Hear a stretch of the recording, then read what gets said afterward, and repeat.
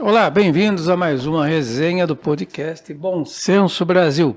Vamos começar com uma prestação de contas. Nós encerramos o programa na semana passada, quando ainda o voto do ministro Gilmar Mendes não tinha sido computado no placar do julgamento em que se avaliava a prisão do banqueiro Daniel Vorcaro.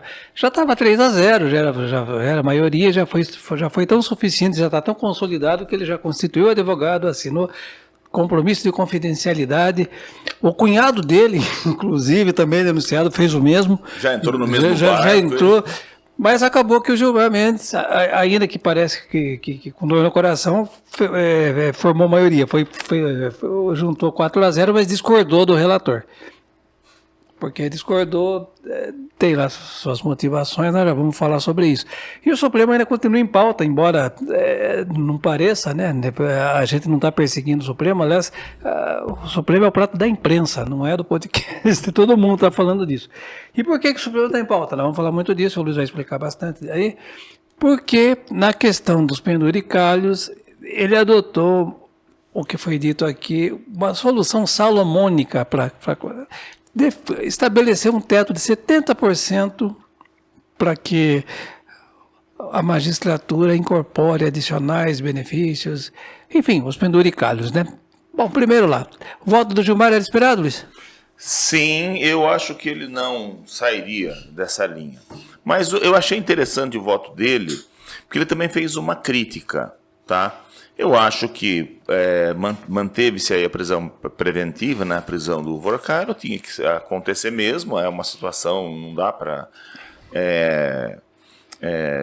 justificar aí uma saída, né? Por conta até do impacto que teve,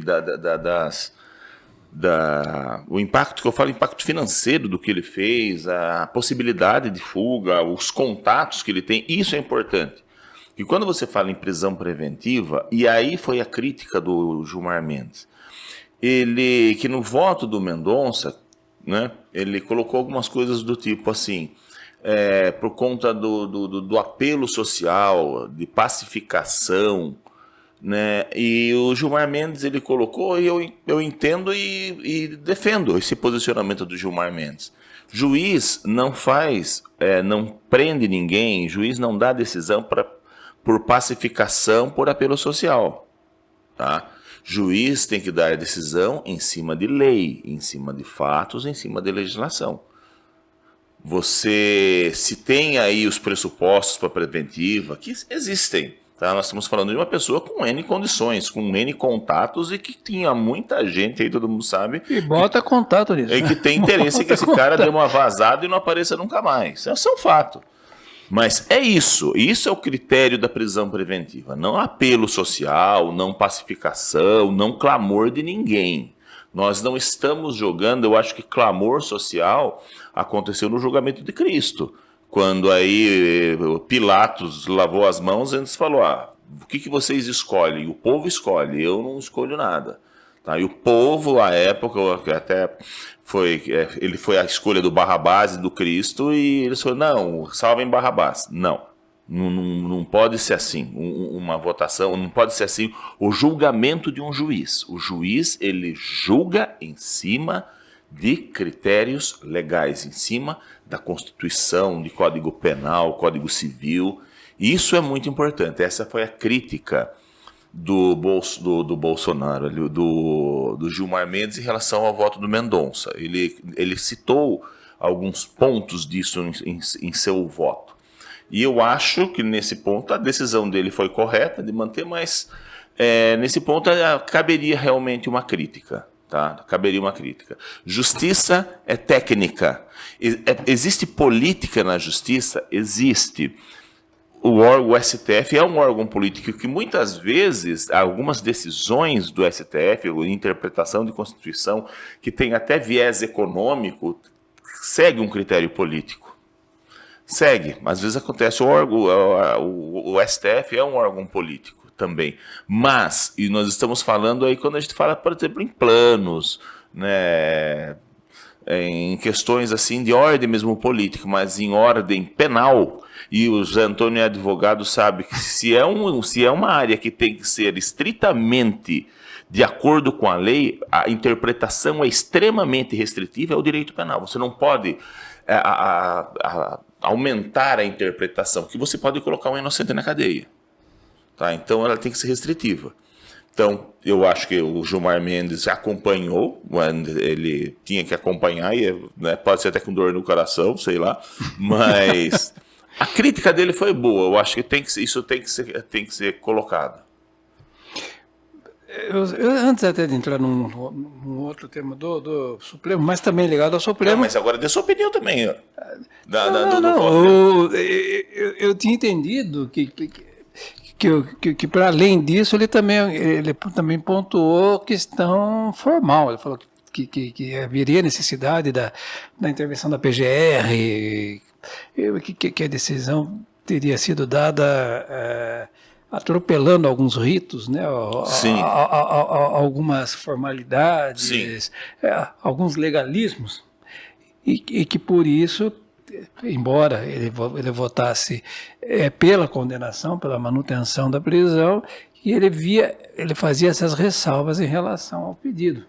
Mas, diante das ponderações e do fundamento, quem somos nós para questionar alguém com a sabedoria jurídica de um Gilmar Mendes?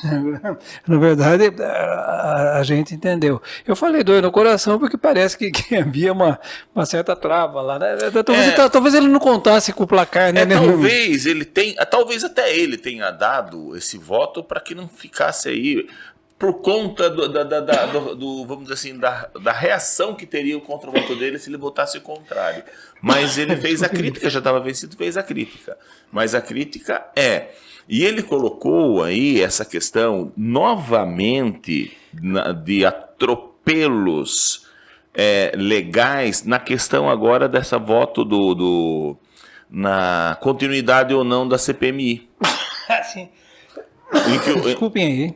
Não, ninguém desculpa não. Olha, tem que cortar o rapaz, estou sendo mentindo. Depois eu conserto.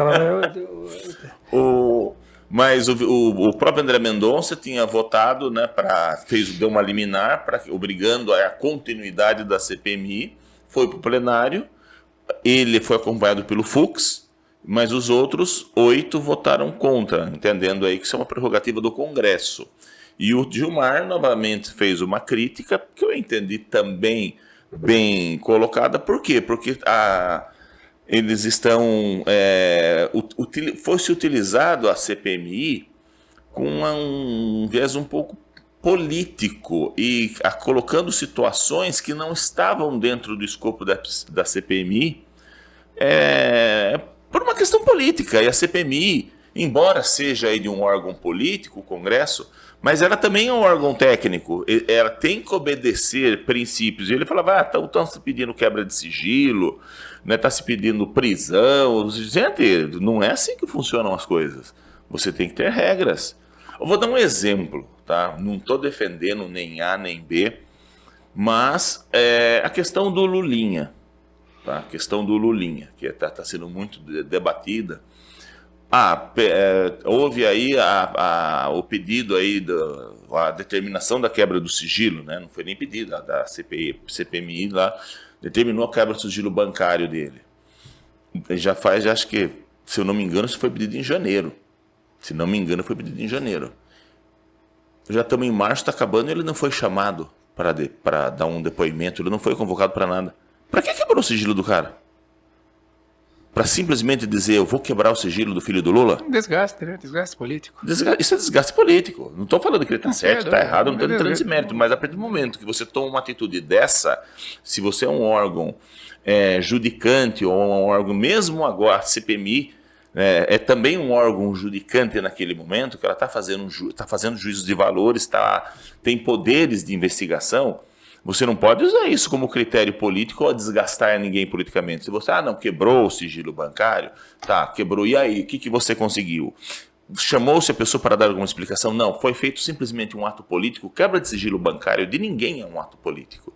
Isso é um ato técnico, quando tem elementos de prova, e se você fez o ato e não descobriu nada, então você tem que pegar e falar também que não foi descoberto nada.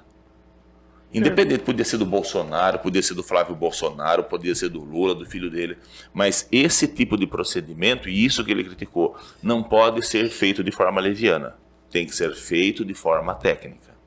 Esperemos que sim. Ainda no âmbito do Supremo, né, com base aí no parecer favorável da Procuradoria-Geral da República, o ministro Alexandre de Moraes concedeu a tão esperada prisão domiciliar para o ex-presidente Jair Bolsonaro pelo prazo de 90 dias. Pode isso, Luiz? São algumas inovações, né? Eu nunca vi isso. Eu já vi prisão temporária, mas eu nunca vi liberdade temporária. Eu realmente não conhecia. Tô aprendendo. Tá? Deve ter em algum lugar escrito aí, eu não sei. Se está com liberdade provisória, prisão domiciliar, vai ficar até houver uma quebra de algum princípio. Se ele que nem ele estourou a tornozeleira da outra vez lá, mas se não, daqui a 90 dias você pega e volta. Não existe isso.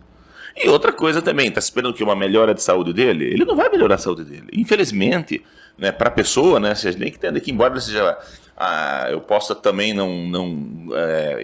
com algumas atitudes do Bolsonaro no tempo político dele, eu sou realmente contra. Essa questão aí de onde passa boi, passa boiada, que não foi ele que falou, mas ele, sabe, como se clima não fosse nada, ficar falando também que eu não sei o número de Covid porque eu não sou coveiro, eu acho que algumas atitudes ali realmente deixaram a desejar. Mas ele é um ser humano, tem que ser respeitado como tal, ele está numa situação de saúde muito complicada, tá? Mas é o direito do Brasil, o outro brasileiro não tem, mas ele foi um ex-presidente da República, ele era um presidente da República. E existe um diferencial para isso, em qualquer país do mundo. E outra, manter ele numa prisão no estado de saúde dele, eu acho que realmente é um atentado contra a vida da pessoa.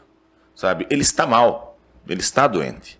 Desde aquele que o pessoal, alguns até discutem aí que foi uma coisa montada, não foi não, ele tomou uma facada.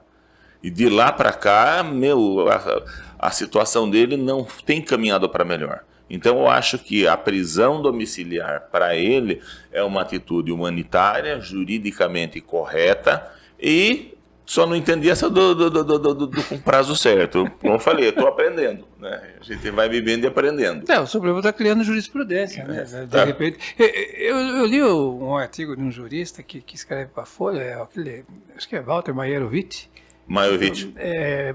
Aliás, acho que é juiz, parece, né? Não tem, é juiz, né? Foi juiz. E ele falou que a decisão foi acertada, que não se pode mesmo flexibilizar tanto, né? Afrouxar tanto as coisas assim. Pelo menos se eu entendi bem, ele dá uma ideia, ele falou, não é assim que a banda toca, né? Nós concedemos, mas estamos aqui, ainda temos a firmeza, temos o poder na mão de fazer voltar, porque o erro prevaleceu, né? Mas juridicamente é questionável, discutível e vai render ainda muito, mas muito o que falar, principalmente entre os penalistas, entre os estudiosos, entre os que acompanham essa coisa. E o outro assunto de relevância do Supremo, como não poderia deixar de ser, foi a votação da questão dos penduricalhos. Por unanimidade, o STF decidiu que os penduricalhos são, sim, admitidos desde que não passem de 70% do valor da remuneração, é isso, né?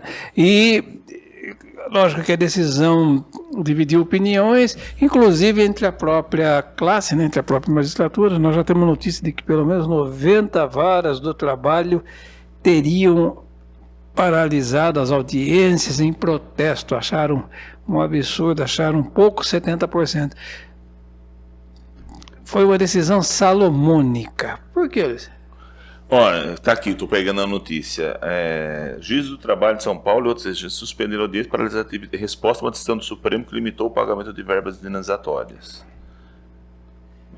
Greve. Juízes suspendem audiências após decisão do STF. Há 3 horas. Gente, vamos lá. Primeiro, vamos lá, essa questão do penduricalho. Tá? O que é penduricalho? Penduricalho é aquilo que está lá, né, e que não era para estar, vamos colocar assim. invencionices, tá? Invencionices. E o judiciário foi campeão em invencionices, tá? Tinha-se auxílio, começaram a dar auxílio peru, auxílio isso, auxílio aquilo. 3 dias que você trabalha, você tem um dia de descanso. Gente, de onde em país do mundo que existe isso? Na TCLT, em qualquer lugar do Brasil, onde você trabalha 3 dias e descansa? Ah, não, mas se você não descansar, você ganha. Você tem que trabalhar as suas horas, seus dias ali, acabou. Tá? Então, e por conta dessas invencionices, criou-se aí um gigantismo nesses penduricalhos que chegou-se ao extremo de juízes, desembargadores ganharem 250, 300 mil mês. Tá? Mês. Chegou-se ao extremo de juízes afastados por aposentadoria compulsória ganharem, que na aposentadoria compulsória, que inclusive é uma das questões que está sendo debatida agora, que segundo o Dino não existe mais, que ele trabalha, ele recebe pelo tempo de serviço que ele ganhava 270 mil por mês. Caramba! Então se criou-se algumas bestialidades aí que, me desculpe até o termo, mas é o que aconteceu. O que o Supremo fez agora? Tá? O que as classes colocavam? Não aquilo que o juiz não tem dinheiro para comprar um lanche. Como eu falei, escutar isso de um juiz também é duro. Tá? Falar com o salário que eu ganho, aí eu não consigo comprar um lanche. Quem ganha um salário mínimo? Quem ganha 3, 4 salários mínimos está morrendo de fome. Se um juiz que ganha 30, 40 mil não consegue comprar um lanche, eita! Sabe, a pessoa tem que medir aquilo que vai falar. Principalmente quando vai assim num local assim que é público, que vai ser filmado, tá? Mas uma das coisas que as associações dos juízes, né, que defendem os juízes falavam, olha, quando se estabeleceu aí o teto, o salário, por exemplo, valia, vamos colocar 40 mil reais, um exemplo. Colocada a inflação, hoje seria 60, 70, mas nós estamos 46. Não houve o acompanhamento dessa desvalorização, é o que se defende, tá? Seria hoje um salário de 60 mil reais. Aí chegou-se ao STF, a primeira coisa do STF ele falou, olha, nós estamos decidindo aqui, porque primeiro, quem tinha que definir essas coisas era o Congresso, e não fez nada. Então colocou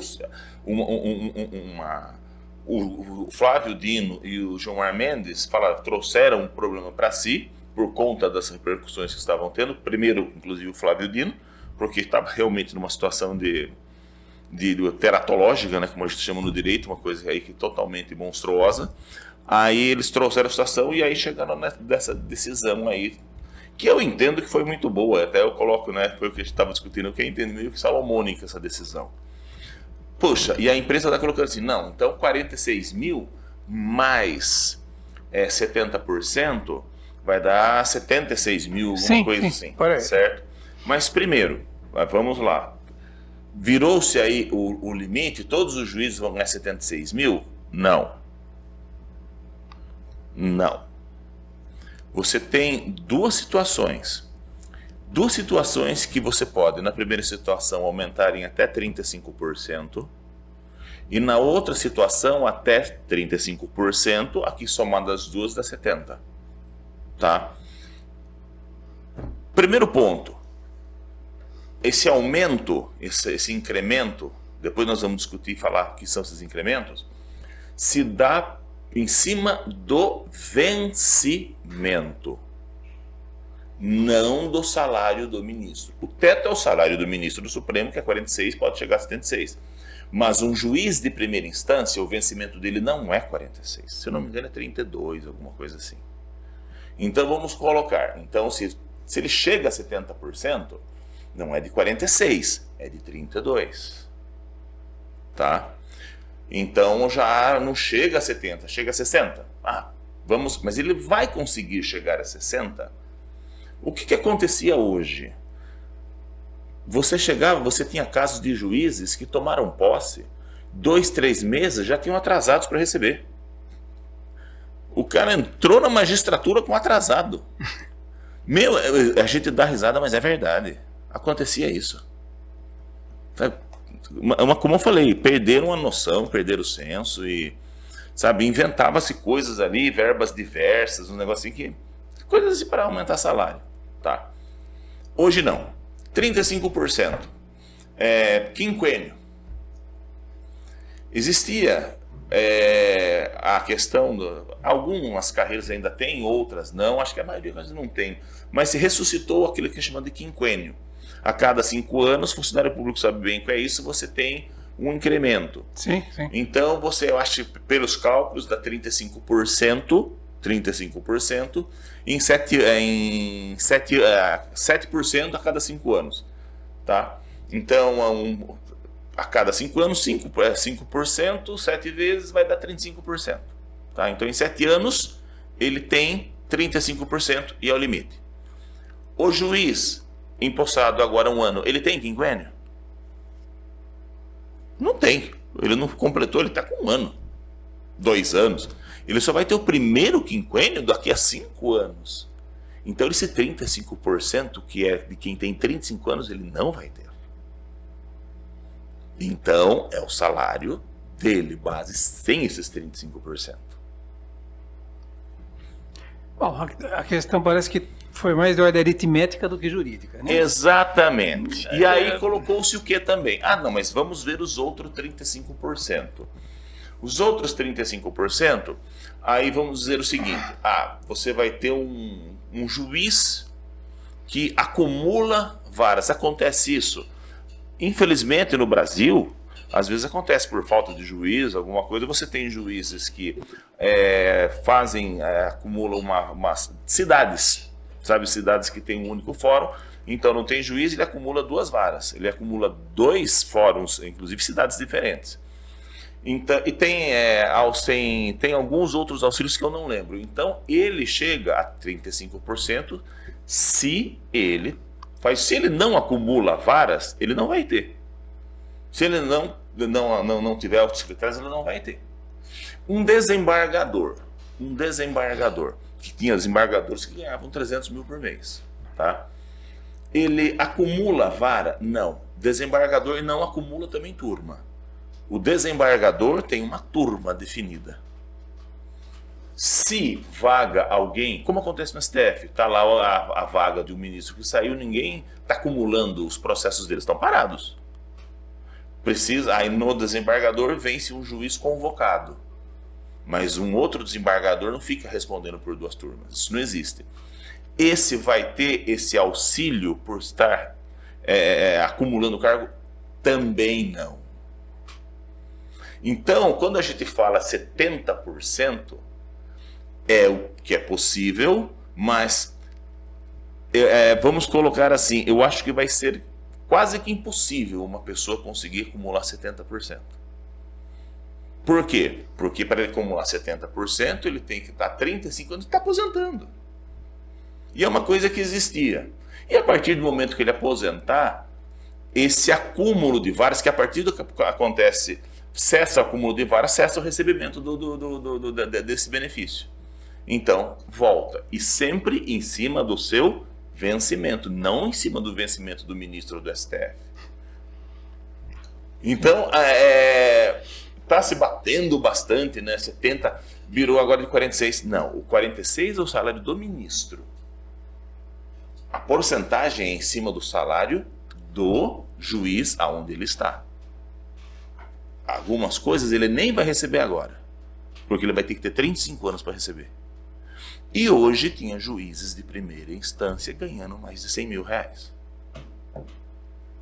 Por isso que criou-se todo esse celeuma. Então, aí que eu falo para você que a decisão dele foi salomônica. Não, nós temos esse limite, mas você vai ter que acumular isso. Você acumula? Impossível.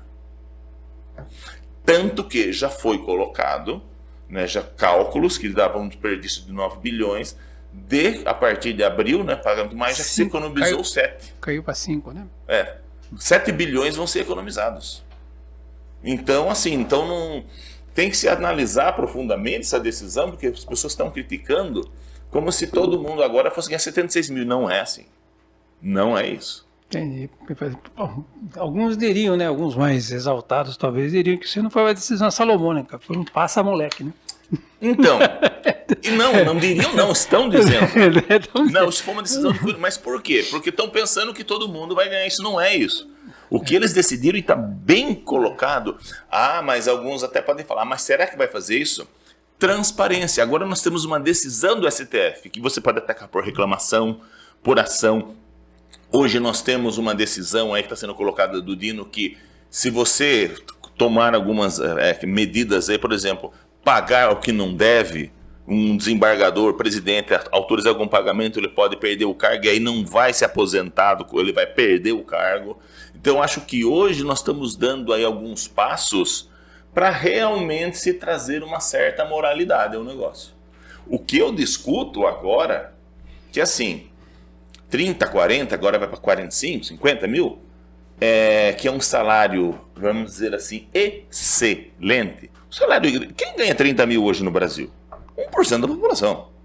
Tá? É um salário de 30 mil, pelo amor de Deus. Então é um excelente salário. Nós temos agora que começar a trabalhar a qualidade desses juízes e das decisões que eles dão. Que tem umas decisões aí que a gente sabe. Os juízes, eu tô vendo bastante isso. Até uma crítica aos advogados também, que estão fazendo petições via IA, e faz um recorte e cola, e você sabe que às vezes a inteligência artificial pega até precedente que não existe, inventa, sim, e está sendo muito questionados, mandando inclusive para tribunal de ética. Mas eu estou vendo sentenças que são de IA também. Tem. Com certeza, já. Então a gente vê, de vez em quando eu estou vendo sentenças, eu discuti um acórdão em que houve uma afronta à coisa julgada. Uma decisão que já transitou em julgado e os juízes do tribunal esqueceram de ver que existia já uma decisão transitada em julgado.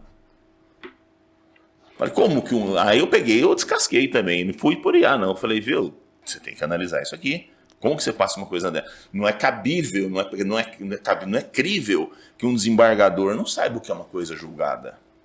Agora, foi ele realmente que fez? Ou foi um IA, foi um estagiário, foi um assessor ali que simplesmente vamos fazer isso aqui rapidinho. Então, isso é importante no Brasil também a gente começar a questionar. Tá? Eu acho que o salário foi ajustado de uma forma assim, melhorou a possibilidade dos juízes, deu quinquênio, deu algumas coisas, se eles queriam uma melhoria de salário, tudo bem, houve uma melhora dentro de limites de razoabilidade, acabou-se aquele negócio de ganhar 200, 300 mil, teve casos aí no Ministério Público, aqui em São Paulo, se eu não me engano, de pagamentos de R$1 milhão de atrasados. Sabe, não dá, como eu falei, não dá, sabe? É muita coisa. Muita coisa, sabe? Tava uma situação meio... Agora vamos ter que analisar a qualidade daquilo que está se decidindo. Eles têm que começar, a gente tem que começar, a OAB, trabalhar muito isso aí também. Então, é justamente nesse vácuo que eu me situo. A somatória disso tudo, penduricalho, decisões, envolvimentos, comprometimentos, enfim, tudo que a gente já sabe, que não é pouca coisa, ela teve um efeito que, lógico que está todo mundo se dando conta disso, que ninguém está indiferente para isso, mas é fato. De alguma forma, né, antes tarde do que nunca, parece que ficou claro que o judiciário e seus membros, e não como regra geral, por favor, eles não estão acima do bem e do mal. Acabou aquela coisa de colocar a figura do ministro, do magistrado num pedestal, aquela coisa da subserviência, porque a gente vive nesse sistema, né, de quase vassalagem, se a gente quiser chamar assim, porque existem advogados e advogados, com certeza, mas a regra geral mostra advogados com licença, excelência, perdão, excelência, desculpe, excelência. Isso faz parte da liturgia, isso faz parte do protocolo, faz parte da forma. Mas também esses acontecimentos fazem a gente ver, caramba, o poderoso, o importante, o ínclito, o culto ministro é um cidadão comum, é falível. Ele pode errar, e erra. E muito. Muito. Então, isso faz a gente pensar o quê? E aí, quando você bate muito na tecla do papel da OAB, que na verdade a OAB Pode sim bater o pé lá e... Ela está aí para isso. Sim. A OAB está aí para isso, para defender o interesse do advogado. E quando ela defende o interesse do advogado, ele defende o interesse da população, porque é o advogado que defende. Sim, porque a gente vê muito vídeo, né? E hoje em dia isso é recorrente. Aliás, mesmo que você não queira, você recebe, né? Não tem jeito. Todo mundo manda alguma coisa para você.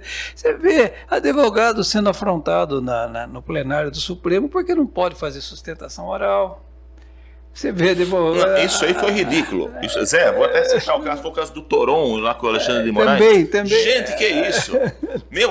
E foi com o Alexandre. O que eu achei ridículo. Primeiro, existe uma lei, tá? Existe uma lei, uma mudança no Código de Processo, tá? Em que Código do Processo ou no Estatuto, não lembro bem. Mas uma lei aprovada pelo Congresso em que determinadas classes de recurso admitem sustentação oral. E o Toron é uma referência em direito penal na área do direito. Com certeza. Tá? É uma referência, sabe? Extremamente polido. Aí o Alexandre de Moraes, não, o nosso regimento não permite, né? Mas está na lei agora.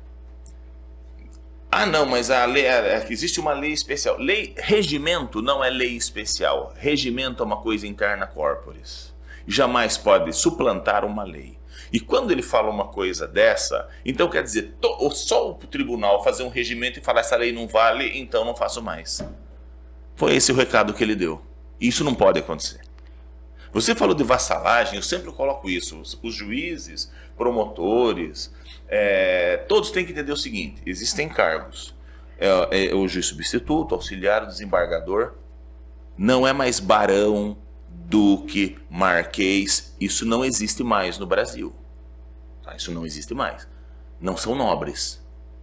São agentes públicos. Foi exatamente nesse ponto que eu toquei. Como agentes públicos, né, eu sempre digo que eles estão a serviço da... Exatamente. Não o contrário. Não o contrário. Entendeu? É para isso que eles estão lá. A jurisdição não é privilégio. Você tem juízes que muitas vezes, advogados que são mais combativos, né? São mais combativos. E eu vi aí um advogado que eu não lembro o nome, até, se não me engano, uma sessão em Santa Catarina, em que o desembargador começou a levantar a voz, ele peitou a vida. Não, você está aqui para resolver isso e brigou. Eu não tenho que ficar abaixando a cabeça, não. Se eu tenho um trabalho, eu tenho outro. Tá? Porque às vezes você precisa, não estou dizendo que precisa brigar, mas você tem que ter, o advogado tem que ter o respeito e ele tem que se fazer respeitar. Porque ele está defendendo de alguém, de um terceiro.